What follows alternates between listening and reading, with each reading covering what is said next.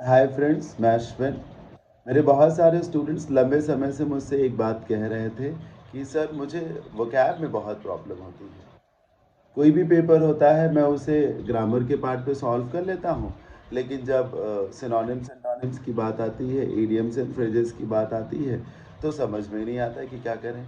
One word substitutions में तो फिर भी हम बुक्स से रट लेते हैं, तो वो थोड़े बहुत हो भी जाते हैं, लेकिन सिनोनिम्स एंटोनिम्स में तो बिल्कुल ही पता नहीं चलता क्या करें। कई बार तो इतने अलग अलग सिनोनिम्स एंटोनिम्स आ जाते हैं कि समझ में नहीं आता। मार्केट से अगर हम बुक भी खरीदें तो बुक्स में ये तो दिया है कि इस वर्ड का ये सिनोनिम है, इस वर्ड का ये एंटोनिम है, लेकिन अब उसमें ये तो दिया है कि इसका ये सिनोनिम है, इसका ये एंटोनिम है, और उसे याद करने का तरीका तो दिया नहीं है। तो याद कैसे करें? अगर थोड़े बहुत हों वर्ड्स तो चलिए रट लेते हैं, लेकिन वर्ड्स हैं हज़ारों की संख्या में, तो उन्हें रटा भी नहीं जा सकता, संभव नहीं है। तो फिर क्या किया जाए? कुछ स्टूडेंट्स ये भी कह रहे थे कि सर कॉम्प्रिहेंशन में प्रॉब्लम होती है, जैसे कि अच्छा पैराग्राफ हो तो उसके क्वेश्चंस को समझने में दिक्कत होती है, जैसे सीडीएस का हो या एसएससी मेंस का हो। और कुछ स्टूडेंट्स का ये भी कहना था कि सर पीक्यूआरएस में पैराजम्बल्स में प्रॉब्लम होती है। इजी लेवल का आता है तो हो जाता है, पर अगर आप मेंस लेवल का देखें या सीडीएस में जो पैराजम्बल्स आते हैं S1 S6 टाइप के, तो उसमें तो समझ ही में नहीं आता क्या किया जाए। तो मैंने फिर सोचा कि ठीक है, मैं टीचर हूँ और कोशिश करता हूँ कि मैं इसका समाधान निकालूँ। तो मैं अब इस मंडे 2 मई से अपना एक ऑफलाइन बैच शुरू करने जा रहा हूँ, वोकैबुलरी एंड कॉम्प्रिहेंशन स्पेशल। ये बैच मंडे टू सैटरडे चलेगा। इसका टाइम होगा 11:30 से 12:30, 11:30 टू 12:30, ये दोपहर का बैच होगा। ये बैच किस तरीके से खास है? अब जैसे आपकी वोकैब की प्रॉब्लम है, तो ऐसा नहीं है कि आपने उसका समाधान निकालने के लिए काम नहीं किया होगा। बिल्कुल किया होगा, बहुत सारे राइटर्स की बुक्स ली होंगी, बहुत सारे यूट्यूब चैनल पे आप टीचर से पढ़ भी रहे होंगे। उसके बावजूद भी आप कहीं ना कहीं ये फील कर रहे हैं कि उतनी ग्रोथ नहीं हो रही जितनी होनी चाहिए। या ऐसा लगता है कि कोई टीचर से पढ़ो कि इस वर्ड का ये मीनिंग होता है, तो वो मीनिंग बताने के लिए एक लंबी चौड़ी ट्रिक का इस्तेमाल कर लेता है, तो पता चला मीनिंग अलग से याद करनी, ट्रिक अलग से याद करनी। तो वो अभी वो इकहरा काम था तो वो पढ़ के दोहरा काम हो गया। हाँ, क्योंकि तर्क तो उसमें है नहीं, ट्रिक का मतलब तर्क नहीं होता ना। मेरा ये जो बैच है ये किस मायने में खास है? मैं अपने इस बैच में पहली बात एग्ज़ाम ओरिएंटेड वर्ड्स को लेके आऊँगा। ज़्यादा से ज़्यादा उन वर्ड्स को डिस्कस करूँगा जो अलग अलग एग्ज़ाम्स में प्रीवियस ईयर्स में पूछे गए हैं, जिसमें से मेजर कवरेज होगा एसएससी के अलग अलग एग्ज़ाम, साथ ही साथ एनडीए हो गया, सीडीएस हो गया, एफ कैट हो गया। ये जो बड़े बड़े एग्ज़ाम्स होते हैं इनका, इनमें जो अच्छे अच्छे वर्ड्स पूछे जाते हैं, मैं इन अच्छे अच्छे वर्ड्स को डिस्कस करूँगा। जब मैं सिनोनिम्स या एंटोनिम्स आपको समझाऊँगा, वर्ड मीनिंग्स यानी कि आपको कराऊँगा, तो मैं वर्ड का मीनिंग जो है ऐसे तरीके से बताऊँगा ताकि आपको याद रह सके। अब ऐसा तरीका कौन सा है? ऐसा तरीका है कि तकरीबन हर एक वर्ड का कोई ना कोई रूट होता है, तो मैं रूट से वर्ड को पढ़ाने की कोशिश करूँगा। कुछ स्ट्रॉन्ग नेमोनिक्स होते हैं जिनको हम ट्रिक्स कहते हैं, ट्रिक्स नहीं कहेंगे, वो स्ट्रॉन्ग लॉजिक्स होते हैं, तो मैं उन स्ट्रॉन्ग लॉजिक्स के साथ आपको पढ़ाऊँगा। साथ ही साथ मैं आपको ये बताने की कोशिश करूँगा या बताऊँगा कि आपके सामने जो वर्ड है उसका पार्ट ऑफ स्पीच क्या है, और अगर वो एडजेक्टिव है तो उसका एडवर्ब कैसे बनेगा, या उसका नाउन कैसे बनेगा। अगर वो नाउन है तो उसका एडजेक्टिव कैसे बनेगा और एडवर्ब कैसे बनेगा। अगर वर्ब है तो क्या इस वर्ब का कोई नाउन फॉर्म भी होता है, या फिर वर्ब है तो इसकी सेकंड फॉर्म क्या होती है, थर्ड फॉर्म क्या होती है। अक्सर हम जब वर्ड्स को लर्न करते हैं तो सिर्फ हम वर्ड्स के मीनिंग को लर्न कर लेते हैं, इस बात में दिलचस्पी नहीं दिखाते हैं कि ये कौन सा पार्ट ऑफ स्पीच है, एडजेक्टिव है, नाउन है या एडवर्ब है। जबकि हमें दिलचस्पी दिखानी चाहिए, इसलिए क्योंकि जब आपको ये मालूम होगा कि ये एडजेक्टिव है या ये एडवर्ब है या ये नाउन है, और साथ ही साथ ये मालूम होगा कि एडजेक्टिव को यहाँ यूज़ करते हैं, नाउन को यहाँ यूज़ करते हैं या एडवर्ब को यहाँ यूज़ करते हैं, तो आप बेहतर तरीके से उस वर्ड को किसी सेंटेंस में यूज़ कर सकेंगे। बहुत बार क्लोज टेस्ट में ऐसे ही क्वेश्चंस आते हैं जिसमें ये पूछा जाता है कि 4 ऑप्शंस दिए गए हैं, चारों ऑप्शंस के पार्ट ऑफ स्पीच अलग अलग होते हैं, फिर जो स्पेस है वहाँ पर आना है नाउन को। तो अगर आप जान रहे हो कि चारों वर्ड्स में सिर्फ ये एक वर्ड नाउन है, तो आपकी समस्या तो बहुत हद तक ऐसे ही सॉल्व होगी। बहुत बार आपसे पेपर में क्वेश्चंस पूछे जाते हैं प्रीपोजिशन से रिलेटेड कि इस वर्ड के साथ ये प्रीपोजिशन लगता है। तो जब मैं आपको वर्ड मीनिंग्स कराऊंगा तो मैं ये भी बताऊंगा कि अगर ये वर्ड किसी स्पेसिफिक प्रीपोजिशन को यूज़ करता है तो सिर्फ उसका मीनिंग ही ना आपसे बताया जाए, उसकी मीनिंग के साथ साथ ये भी आपको बताया जाए कि उसका प्रीपोजिशन क्या होता है, इस बात को भी बताया जाए। मैं इन सारी चीज़ों पे काम करूँगा, एग्जाम्पल्स देने की कोशिश करूँगा ताकि ये समझ सकें आप कि चैनल वो सेंटेंस में कैसे यूज़ किया जाता है उससे।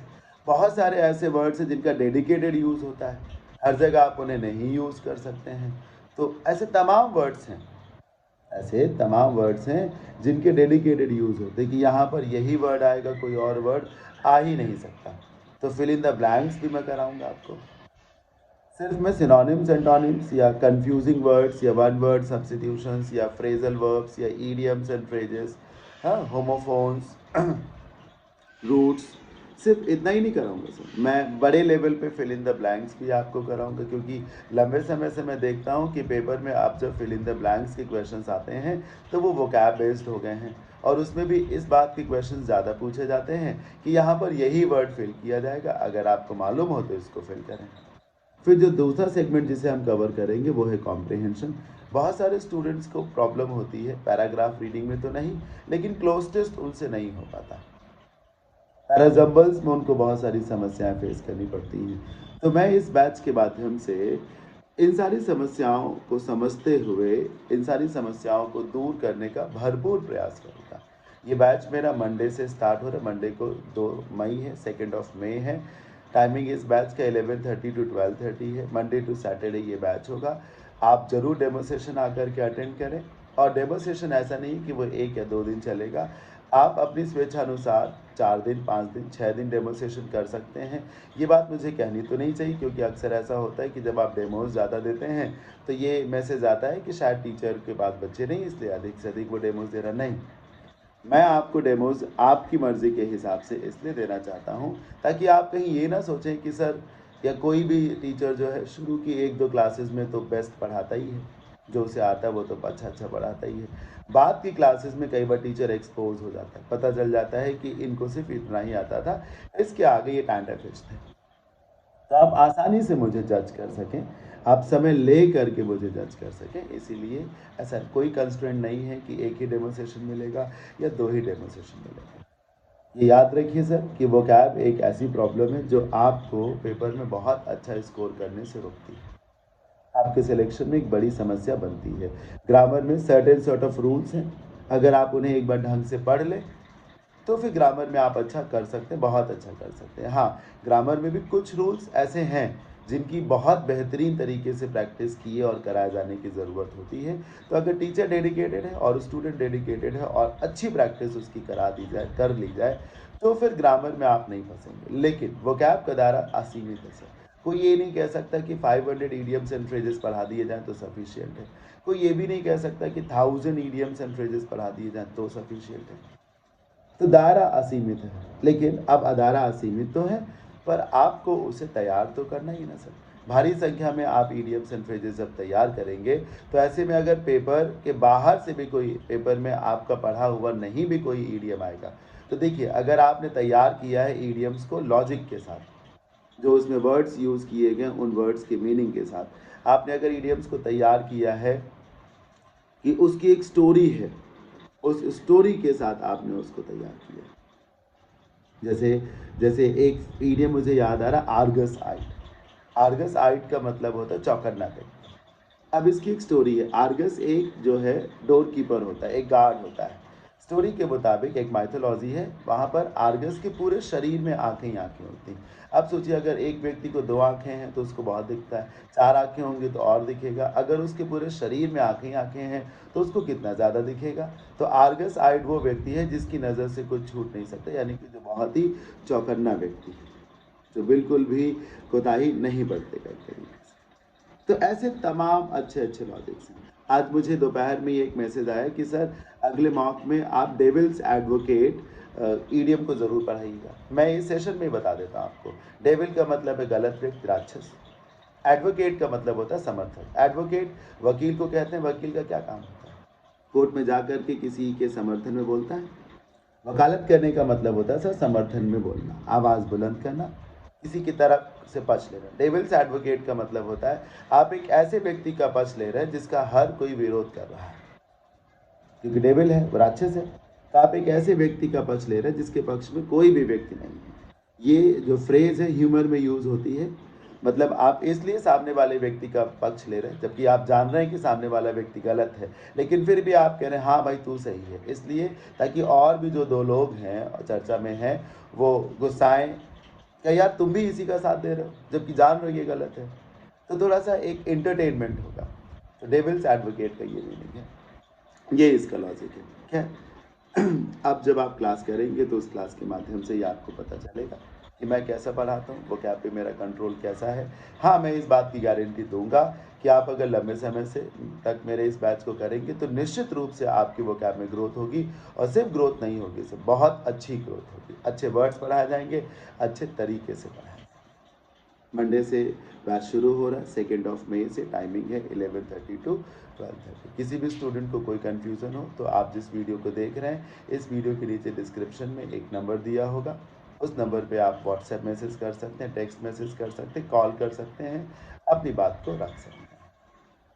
मुझे जो कहना था मैंने कह दिया है। मैं उम्मीद करूँगा कि ज़्यादा से ज़्यादा स्टूडेंट्स ऑफलाइन में आ करके मेरे इस बैच को ज्वाइन करेंगे और मेरा हौसला बढ़ाएंगे, साथ ही साथ अपने आप को वोकैब में स्ट्रॉन्ग करेंगे, जो उनका कमज़ोर हिस्सा है वो उसे अपना स्ट्रॉन्ग होल्ड बनाएंगे। Thank you so much, all the very best, keep learning, see you all on Monday, bye bye, take care.